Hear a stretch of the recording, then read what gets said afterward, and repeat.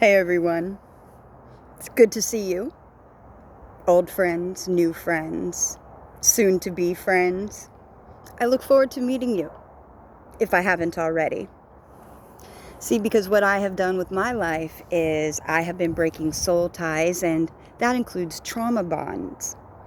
If you're familiar with what trauma bonding is, you will know that that is when a narcissist will do things to gaslight you and use different techniques to try to get you to acquiesce to their needs, wants, and desires. They will invalidate you. They will withhold from you. They will love bomb you at first and then withdraw, which then creates this bonding situation. It's really messed up. You got to break chains. Sometimes you just got to walk away. It's another type of trauma bonding too. It's when two victims could be people who have gone through a trauma together. Doesn't mean they're good for each other, but it means that they've survived a certain trauma together, so they feel they have this bond and they can't break it because they're the only people who've been through this together. So they feel like, you know what, I got to stick it out.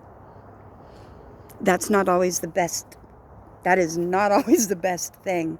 See, the thing is, you want to break chains. Yes, you want people to be able to relate to what you've been through.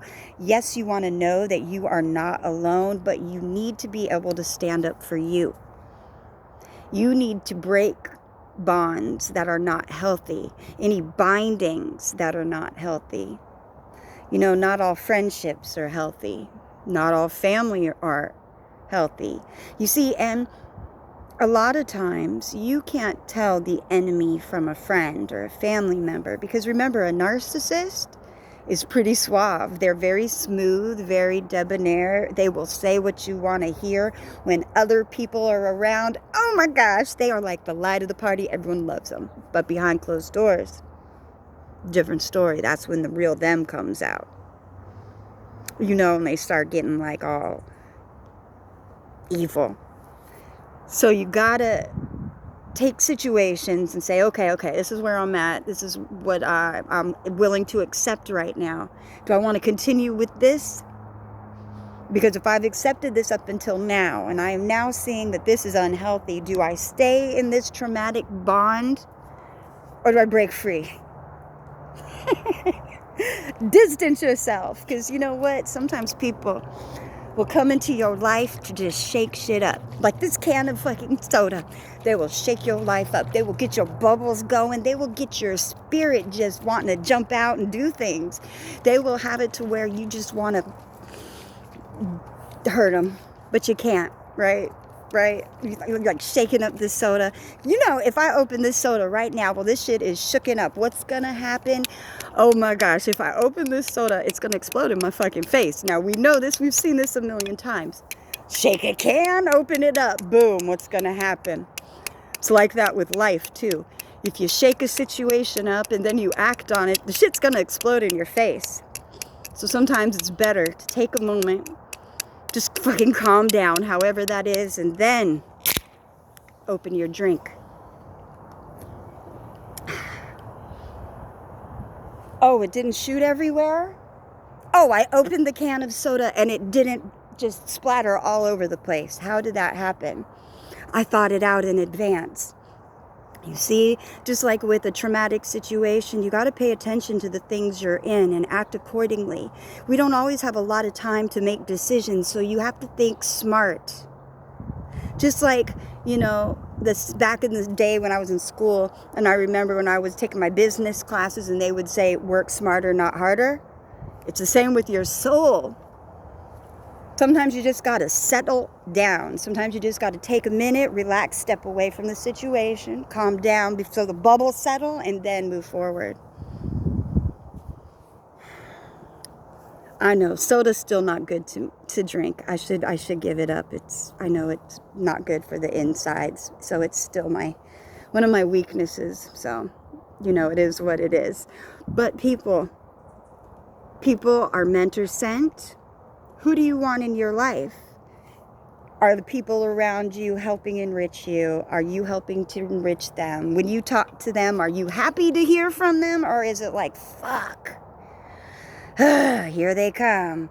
And you already know with certain people that they're such assholes and or such narcissists that either everything to them is about them, a problem to them, or they are a superhero. They have done something amazing in their mind.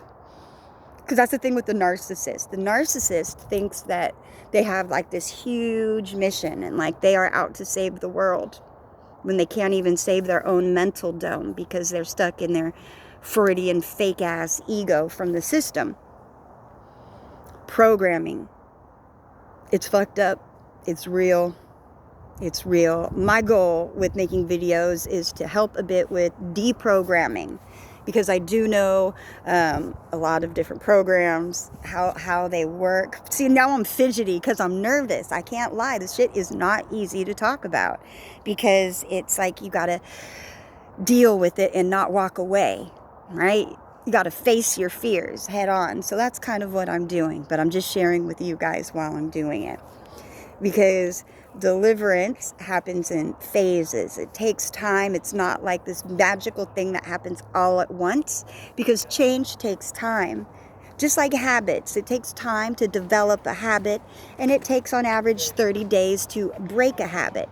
When you break a habit, you need to replace it with something.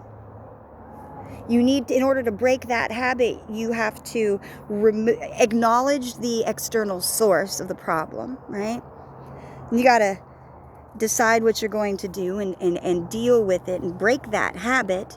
You're still going to have a emptiness inside, or a feeling, or an automatic reflex to go to something. So figure out for you what the something's going to be to replace the fuck shit in your life.